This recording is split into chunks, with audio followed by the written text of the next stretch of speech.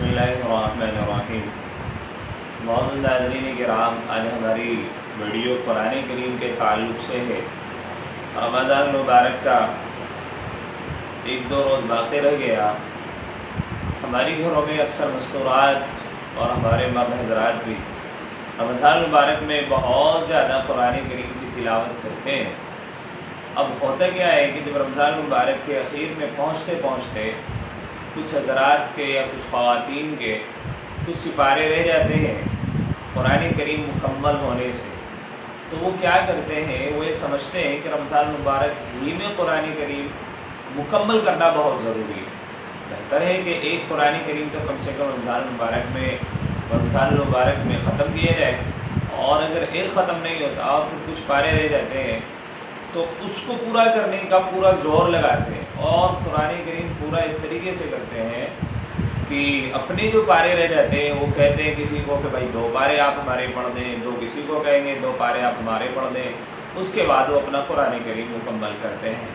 देखिएगा, सुनिएगा, कुरान करीम रमज़ान मुबारक के अंदर अगर आपने एक कुरान करीम पढ़ लिया तो कोई हरज है ही नहीं, और अगर आपने कुरान करीम भी नहीं पढ़ा, आपके पढ़ने की रफ्तार बहुत धीमी है और आपका कुरान करीम रह जाता है, तो ज़रूरी नहीं कि आप रमज़ान मुबारक में ईद का दिन से पहले उसको पूरी ज़बरदस्त तरीके से उसको पूरा कराएं, लोगों को कहें कि कुरान करीम के मेरे इतने पारे पढ़ दें।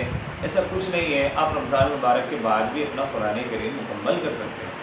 दूसरी बात है कि रमज़ान मुबारक में कुरान करीम को बख्शने की, अक्सर मैंने मस्तूरात को देखा है कि मस्तूरात कुरान करीम मुकम्मल करती हैं और कहती फिरती हैं, जो घर में बड़ी भी होती हैं, ये जो आपा जान वगैरह होती हैं, जो दुआएं कराती फिरती हैं कि जी आप हमारे घर पर आ जाएं, हमारे कुरान करीम को बख्श दें। और एक दुआओं का सिलसिला चल पड़ता है। किस दुआ का कि हमारे यहाँ कुरान करीम बख्शा जा रहा है। कुरान करीम को बख्शने के लिए कोई लोगों को इकट्ठा करने की ज़रूरत नहीं है, मस्तूरात को इकट्ठा करने की ज़रूरत नहीं है। फिर यूँ कहती है बाद मस्तूरात के लिए हमसे कुरान करीम बख्शना नहीं आता। कुरान करीम को बख्शने का बहुत आसान सा तरीका है। जैसे ही आपने कुरान करीम पढ़ना शुरू किया, आखिर में पढ़ने के बाद बस आप इतना कह देती हैं कि अल्लाह इसका सवाब मेरे फ़लाँ मरूमीन को पहुँचा दे, कुरान करीम बख्शा गया।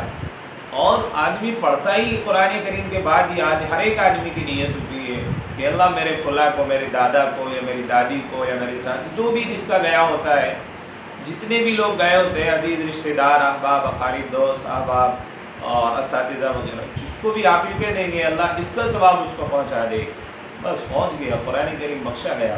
उसके लिए बाज़ाब्ता तरीक़े से औरतों को इकट्ठा करके दुआ करना ये ज़रूरी नहीं है, कोई भी कुरान करीम बख्श सकता है। तीसरी बात आती है कुरान करीम के सजदों को लेकर कि कुरान करीम के सजदे किस तरीके से अदा किए जाए।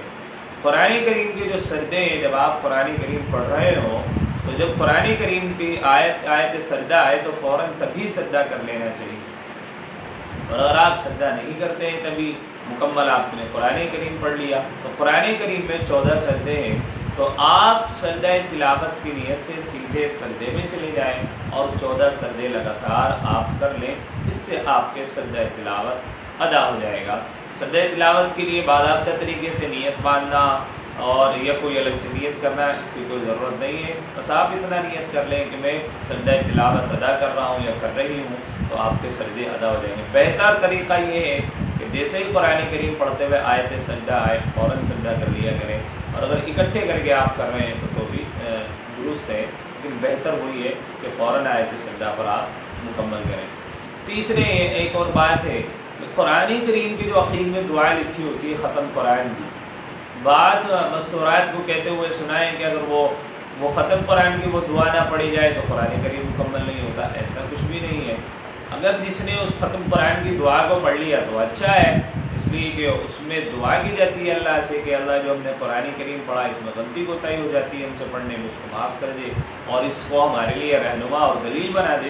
इसमें इस तरह दुआ है वो अरबी में, उसका पढ़ना कोई लाजमी और ज़रूरी नहीं है, पढ़ ले तो अच्छा है। और अगर नहीं पढ़ते तो ऐसा नहीं है कि कुरान करीम मुकम्मल नहीं होता, कुरान करीम मुकम्मल हो जाता है कुल औज़ु बिरब्बिन नास पर। उसके बाद आप फ़ौरन दूसरा कुरान करीम शुरू कर दें।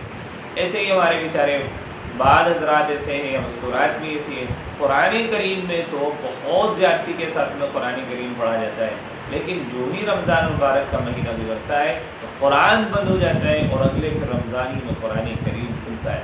اس سے بچیے گا۔ قرآن کریم مکمل ہوتے ہی آپ کو دوسرا قرآن کریم شروع کر لینا چاہیے۔ اللہ تبارک و تعالیٰ ہمیں قرآن کریم کی خوب تلاوت کرنے کی توفیق عطا فرمائے۔